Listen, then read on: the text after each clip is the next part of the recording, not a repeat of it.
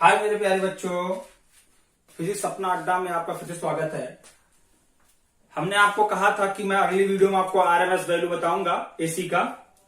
तो इसको तीन रीडिंग से जाना जाता है, एक तो वर्चुअल वैल्यू ऑफ एसी या इफेक्टिव वैल्यू ऑफ एसी, और तीसरा जो है वो root mean square value of AC. ठीक है, तो सबसे पहले हम आपको इसकी डिफिनीशन बताएंगे कि रूट मीन स्क्वायर की डिफिनीशन क्या होती है, क्योंकि जब आप डिफिनीशन जानेंगे तो आपका उसका मतलब भी समझाने में आसानी हो जाएगी और मैं आपको समझा ले जाऊंगा। द आरएमएस और the virtual value of AC is the equivalent DC. ये देखिए बहुत अच्छी बात है। द आरएमएस और the virtual value of AC is the equivalent DC. और क्यों? विच produce the same amount of energy इस सेम टाइम पीरियड, यानी सेम टाइम पीरियड में वो सेम अमाउंट ऑफ एनर्जी जितना एसी प्रोड्यूस करे उतना ही डीसी भी प्रोड्यूस करे। इसी वैल्यू को कहा जाता है इफेक्टिव वैल्यू और आरएमएस वैल्यू और वर्चुअल वैल्यू ऑफ एसी। इस डिफिनीशन का मतलब ये होगा। फॉर एग्जांपल मैं आपको समझाऊं कि दो आप कंडक्टर एक ले लीजिए और जिसको एक एसी से जोड़ दीजिए, और दूसरा आप कंडक्टर लीजिए और उसको आप डीसी से जोड़ दीजिए, और आप जो है इन दोनों को समझिए। पहले ये डीसी है आपका, ये एसी है। ठीक है, ये टी टाइम पीरियड में यानी स्मॉल टी टाइम में हम कह देते हैं, और इसको भी स्मॉल टी टाइम में, इसके स्मॉल टी डैश टाइम है, यानी इसको हम टी टाइम ही मानते हैं। ठीक है, हम आपको यही समझाना चाहते हैं कि जो इसमें करंट प्रोड्यूस होगा, जो भी करंट होगा जो आएगा इस कंडक्टर में, तो जब कंडक्टर्स में करंट फ्लो करेगा तो ये कंडक्टर कुछ हीट प्रोड्यूस करेगा। क्या प्रोड्यूस करेगा? हीट प्रोड्यूस करेगा, यानी एनर्जी प्रोड्यूस करेगा। और उसी समय डीसी से जब जाएगा तो डीसी में भी वही हीट प्रोड्यूस करेगा। तो इस time period T time period में और इस टी टाइम पीरियड में इसका जो अमाउंट ऑफ हीट हो और इसका अमाउंट ऑफ हीट हो वो आपस में क्या हो? बराबर हो। उसी वैल्यू को कहा जाता है रूट मीन स्क्वायर वैल्यू। आप आई होप आपको समझ में आया होगा कि इसी टाइम पीरियड में, यानी टी टाइम पीरियड में, इस टाइम टी टाइम पीरियड में एसी द्वारा प्रोड्यूस हीट और डीसी द्वारा प्रोड्यूस हीट आपस में बराबर हो, इक्वल हो, तो उसी को कहा जाता है रूट मीन स्क्वायर वैल्यू या वर्चुअल वैल्यू या इफेक्टिव वैल्यू। मेरे प्यारे बच्चों, इसका डेरिवेशन है, हम आपको डेरिवेशन इसका बताएंगे।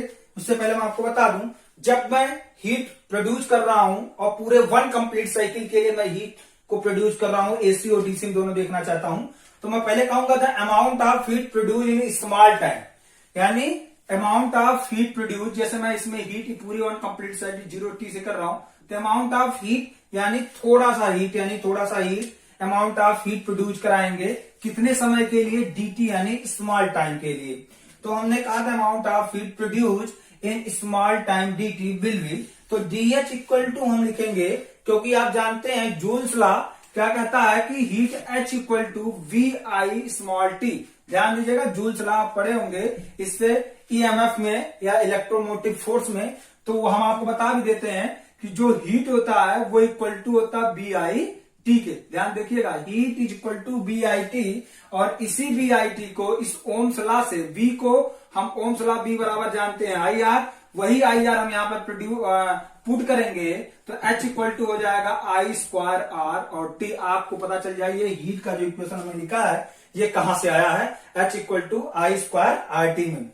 तो DH इक्वल टू यानी स्मॉल हीट, और तब स्मॉल हीट जो हम प्रोड्यूस कराएंगे स्मॉल टाइम dt में, तो DH इक्वल टू हो जाएगा I स्क्वायर R dt। फिर हमने लिखा है heat produce in one complete cycle will be, जब एक कंप्लीट साइकिल में जब हीट को प्रोड्यूस कराएंगे तो आप जानते हैं वन कंप्लीट साइकिल में हीट प्रोड्यूस होने के लिए 0 से कहां तक जाएगा? कैपिटल T, यानी वन टाइम पीरियड है। तो भाई प्यारे मित्रों, मेरे प्यारे बच्चों, यदि हीट प्रोड्यूस कराया जाएगा वन कंप्लीट साइकिल में तो H इक्वल टू 0 से लेकर T तक का लिमिट हो जाएगा, I स्क्वायर dt हो जाएगा। ध्यान देखिए, हमने लिखा है जिसके बाद लेट यदि I आरएमएस वैल्यू यानी R वर्चुअल वैल्यू या I effective value of AC then produce in time t, यानी कितने टाइम के लिए? वन टाइम पीरियड के लिए। कितने टाइम के लिए? वन टाइम पीरियड के लिए मस्ट बी इक्वेशन हो जाएगा H इक्वल टू, क्योंकि हमने क्या कहा, let RMS value of AC then produce in time t must be, एक टाइम पीरियड के लिए, 0 से लेके कहां तक के लिए? T तक के लिए टाइम पीरियड हम 30 टाइम लेते हैं, तो H इक्वल टू होता है I square RMS equal to sorry into R T, ठीक है। तो आई स्क्वायर, चूंकि देखिए ये h equal to I square RMS RT है, यही h की वैल्यू इस h के प्लेस पे हमने रख दिया, तो हमारा I square RMS RT equal to 0 to t I square R dt हो गया, ठीक है। ये RMS स्क्वायर RT, ये R जब इस इंटीग्रेशन से बाहर आएगा, क्योंकि कांस्टेंट है तो बाहर आएगा, तो R से कैंसिल हो जाएगा और आई RMS इक्वल टू हो जाएगा 1/t 0 to t I square dt। बच्चों आपको समझ में आया होगा, ये क्वेश्चन देखने के बाद जैसे हम स्क्वायर को उधर करेंगे ये अंडर रूट हो जाएगा, इसी वैल्यू को कहा जाता है रूट मीन स्क्वायर वैल्यू, या इसको जो हम मीन एवरेज वैल्यू भी कहा जाता है 1/t 0 t I square dt, आपको याद होगा। मेरे प्यारे बच्चों, ये इतना जो हमने आपको समझाया है, ये बिना समझाए भी इस क्वेश्चन को सॉल्व किया जा सकता है या इस क्वेश्चन को लाया जा सकता है, वो आपको समझना होगा। मैं उसको आपको समझाने की कोशिश कर रहा हूं और आई होप आपको समझ में आएगा। तो ये बातें आपको समझ में आई है, एक बार मैं और निकाल करता हूं, इसको ध्यान से देखिएगा। द RMS, इसकी पहले सबसे पहले डिफिनेशन आप समझिए। द RMS वैल्यू वो आर द वर्चुअल वैल्यू और effective value of AC is the equivalent DC, DC के बराबर होगा, which produce the same amount of energy, यानी जितना amount of energy AC produce करेगी उतने ही amount of energy DC produce करेगी, वो कितना सेम टाइम पीरियड में, उसी वैल्यू को कहा जाता है रूट मीन स्क्वायर वैल्यू या वर्चुअल वैल्यू या इफेक्टिव वैल्यू। मेरे प्यारे बच्चों, इंस्टेंटेनियस वैल्यू एसी का आप जानते हैं, I equal to I not sine omega t. आप कहेंगे the amount of heat produce in small time dt, यदि स्मॉल टाइम dt के लिए यदि हम कहें अमाउंट ऑफ हीट क्या प्रोड्यूस होगा, तो dH इक्वल टू हो जाएगा आई स्क्वायर dt। अब ये dH equal to I square dt कहां से आया, वो हमने आपको बताया कि आप जूल एक्सपेरिमेंट पढ़िएगा तो H इक्वल टू VIT होता है, जूल हीट इक्वल टू होता है VI, potential difference, I current, time T। तो V equal to I R, ohm's law से हम जानते हैं, उसी आई आर को हम यहाँ पे रखेंगे तो H equal to I square RT आ जाएगा। और ये जो है स्मॉल टाइम T के लिए है, तो यहां पर यदि हम स्मॉल टाइम T की dt के लिए लेते हैं तो DH equal to I square R dt हो जाएगा, ठीक है। मेरे प्यारे बच्चों ध्यान समझिएगा, ये हमारा क्या है, T है, स्मॉल t है, ठीक है। और फिर हम कहेंगे heat producing one complete cycle, जब हम एक पूरे कंप्लीट साइकिल की बात करेंगे तो 0 से लेके कहां तक चला जाएगा, t तक चला जाएगा लिमिट, 0 से t इंटीग्रेशन करेंगे, आई स्क्वायर R dt करेंगे। फिर कहेंगे लेट, यदि हम RMS value of AC then produce in time t must be, तो हम क्या कहेंगे, H equal to I RMS यहां लिख सकते हैं, आई इफेक्टिव लिख सकते हैं, वर्चुअल लिख सकते हैं, स्क्वायर RT।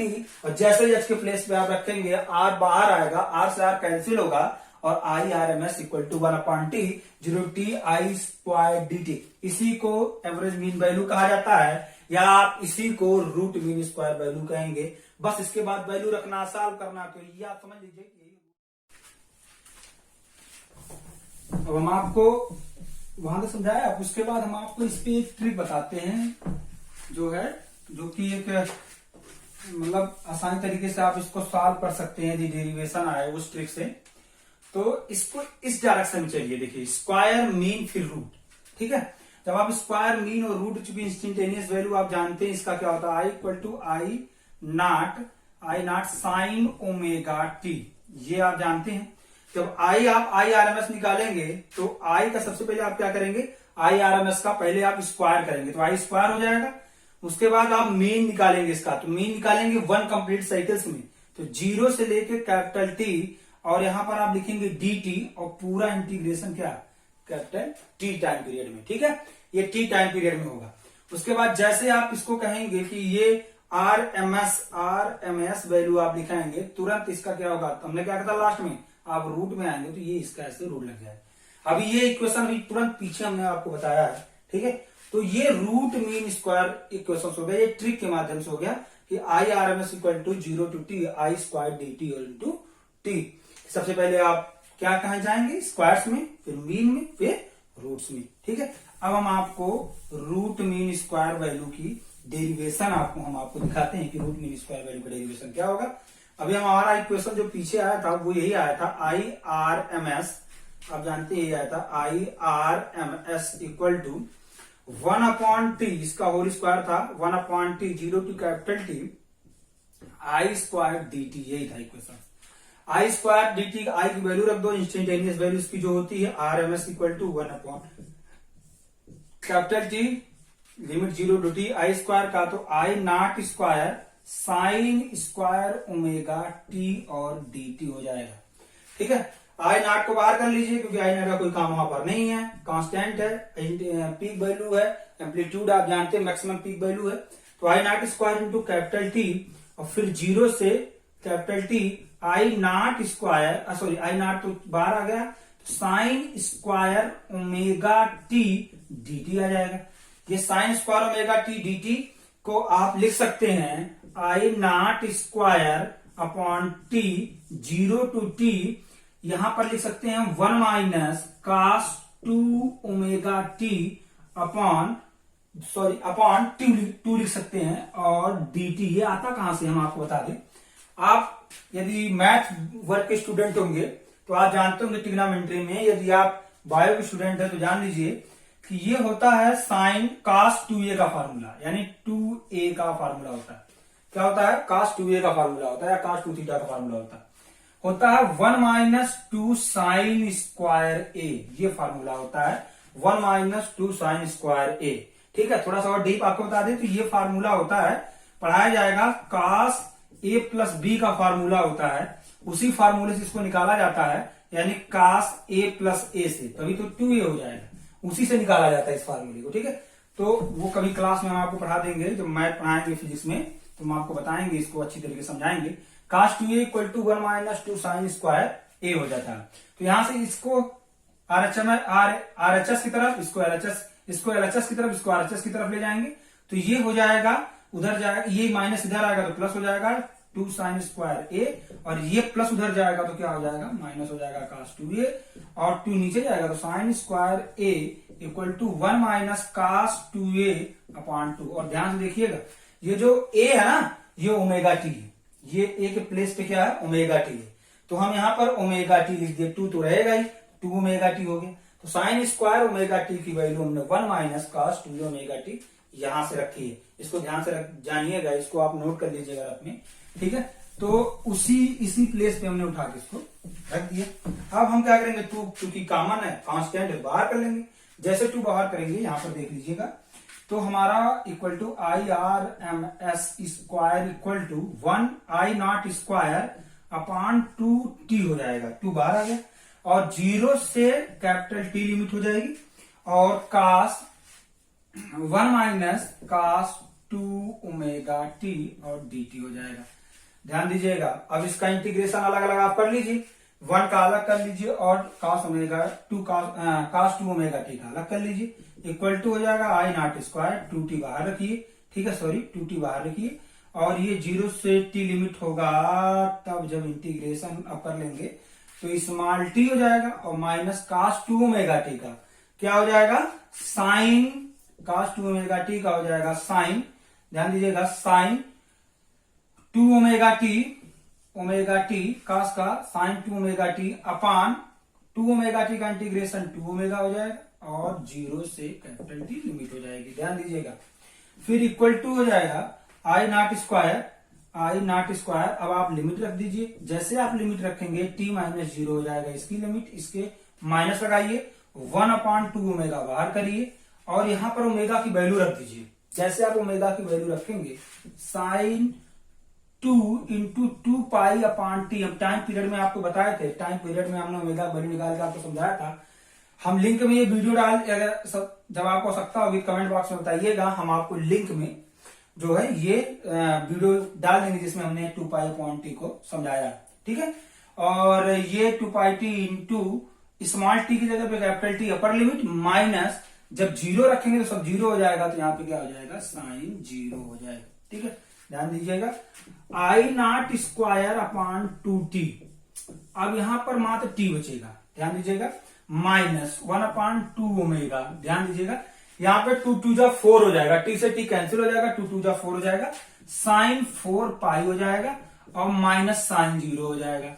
आप जानते हैं इसकी वैल्यू 1 होती है, इसकी भी वैल्यू 1 होती है, तो ये हो जाएगा 0, ये टर्म्स पूरा 0 हो जाएगा, ये टर्म 0 हो जाएगा, तो मात्र क्या बचेगा आपके पास, t बचेगा। ध्यान दीजिएगा, मात्र आपके पास क्या बचेगा, t बचेगा, ये टर्म्स टोटल क्या हो जाएगा, 0 हो जाएगा। आप इसको एक लाइन और लिख सकते हैं, 1 माइनस 1 कर सकते हैं, तो ये 0 हो जाएगा। ठीक है, तो ये 0 हो गया। अब आप थोड़ा सा इधर देख लीजिए, यहां पर थोड़ा सा आप देखेंगे I R M S equal to square equal to आपके पास जो वैल्यू आया वो आया आई नॉट स्क्वायर अपॉन 2। ये वैल्यू आई आपके पास I square naught upon 2, t सी टी कैंसिल हो गया। आप जानते हैं इसको एक लाइन आप और लिख सकते हैं, I square naught upon 2t into t minus 0, t से टी कैंसिल हो जाएगा और आपके पास वैल्यू ये आएगी I R M S square equal to I not square upon 2। ठीक है, तो आप जब इसको स्क्वायर को उधर भेजेंगे तभी तो रूट मीन स्क्वायर वैल्यू होगा, R M S equal to हो जाएगा। अंडर रूट जैसे इस पे आएगा टोटल पे अंडर रूट आ जाएगा, आई नॉट स्क्वायर अपॉन 2 तो अंडर रूट हट जाएगा, तो I R M S equal to आ जाएगा इस पे अंडर रूट हटते ही आई नॉट बाहर आ जाएगा और अपॉन अंडर रूट 2 आ जाएगा। आर एम एस वैल्यू जो है I R M S equal to आ जाएगा I naught upon under root 2। आप कह सकते हैं आई नॉट क्या है, रिलेशन भी हो सकता है। आप रिलेशन भी आप यदि पूछ दे कि रूट मीन स्क्वायर और पीक इनवर्स वैल्यू या मैक्सिमम इनवर्स वैल्यू क्या, मैक्सिमम वैल्यू ऑफ एसी का या पीक वैल्यू ऑफ एसी का आपको और आरएमएस वैल्यू में रिलेशन पूछे तब भी ये आपको उतने ही फायदेमंद करेगा। ठीक है, तो ये आप जान लीजिए कि मतलब आरएमएस इक्वल टू ये इक्वेशन है, इसको इस तरीके से भी लिखा जा सकता है I R M S equal to, इसको जो है I R M S equal to लिखा जाता है और 7.707, ठीक है, 0.707 आई नॉट 707 आई नॉट ये भी लिखा जाता है। ठीक है, इसको जो है ये वैल्यू आरएमएस की बताई जाती है। ठीक है, तो ये रूट मीन स्क्वायर की वैल्यू होती है। रूट मीन स्क्वायर वैल्यू हमने आपको डेरिवेशन से बताया, I RMS square 1/T0 d I square d t, और किस तरीके से ये इंटीग्रेशन करके वो वैल्यू आई है ये हमने आपको बताई। ठीक है मेरे प्यारे बच्चों, इस पे 1-2 क्वेश्चन आज मैं लगवाऊंगा और मैं अभी एक क्वेश्चन आपको या 2 क्वेश्चन अभी बताता हूं और उसको समझाता हूं कि कैसे रूट मीन स्क्वायर पे वो इक्वेशंस आते हैं। ठीक है,